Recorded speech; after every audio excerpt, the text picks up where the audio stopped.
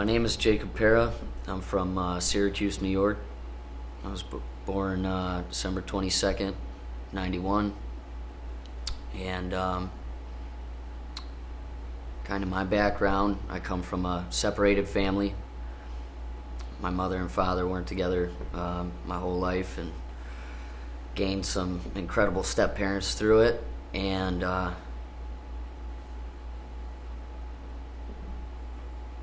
it's been a hard road, that I've traveled down, mostly by my own hands. I had every opportunity to excel in this world, and just took me a little bit longer than, I guess the norm would be. So I come from a lower middle class family, a hard-working family. So that's what I saw. I saw my dad on the construction sites. I saw my mom. She was a bartender her whole life and a server. So I thought it was, normal to, after a long day's work, you come home, have a few beers, go to the bar. You reward yourself for the hard work you're doing. I guess as far as school goes, I was bright. I never had a problem getting good grades. I was a procrastinator. I did not like school. If it was a subject that I was interested in, I excelled in it, very much so. But most of school I didn't care for, so kind of opted out. Well, I left the house at 18. It was an option to stay and to go to school and I guess do what most kids do and stay with their parents, go to college, and have that help, that support network. And I decided that I knew what was best for me at that point. And around that time, I had already been experimenting with marijuana, alcohol quite frequently. Pain medicine had come into play, opiates, and that in itself is a whole nother beast. I started to, little did I know, started getting a habit. I don't think so much physically at that point in time. It was more of a mental obsession to take me from myself, from these feelings that of some depression or anxiety or just uncertainty with what direction I wanted to take my life in. From the minute I picked up the drugs, I was addicted from day one. I believe it runs in my family. I believe in that whole deal. But from day one, I picked up a drug or a drink, and it was off to the races. I always wanted the next one. It really consisted of, I would go to work. I was a functioning drug addict and alcoholic. I would work, 40, 50, 60-hour weeks, and just to binge use on the weekends, and try to figure out how I'm going to feed myself, how I'm going to pay rent. It was everything came second to my addiction, including my health. I mean, the drugs I was messing around with, I've overdosed. They've taken me out of the game, and by God's graces, I'm still here. My family has always they've wanted to rescue me. They've been trying to shake me and help me see the light. There was no trust. Something that I still work on today is building my character, and being a man of my word. That was non-existent at that point in time. I was killing myself. I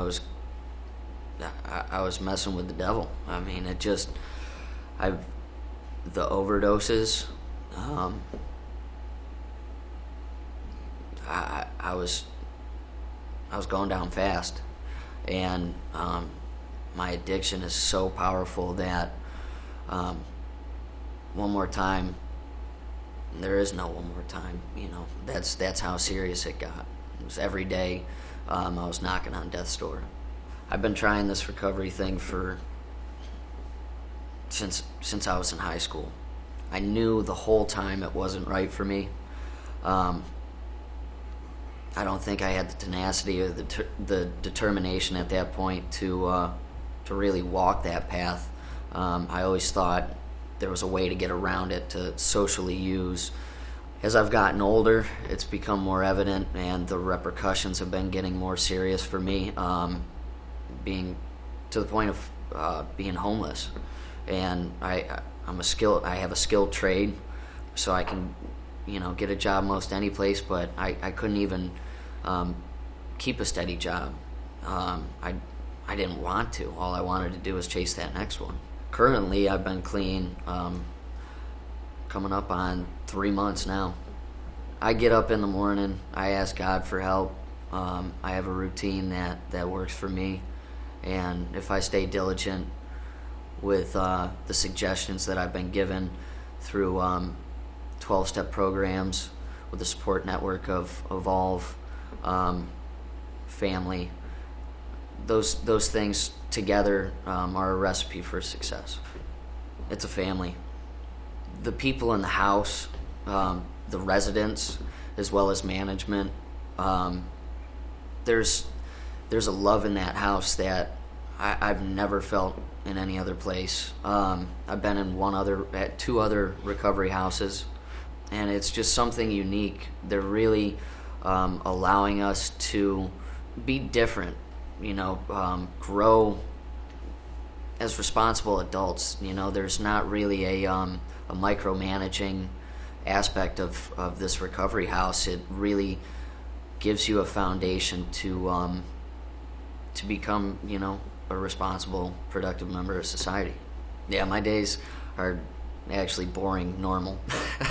I get up, I go to the gym, I go to work, I come home, I had a meeting. In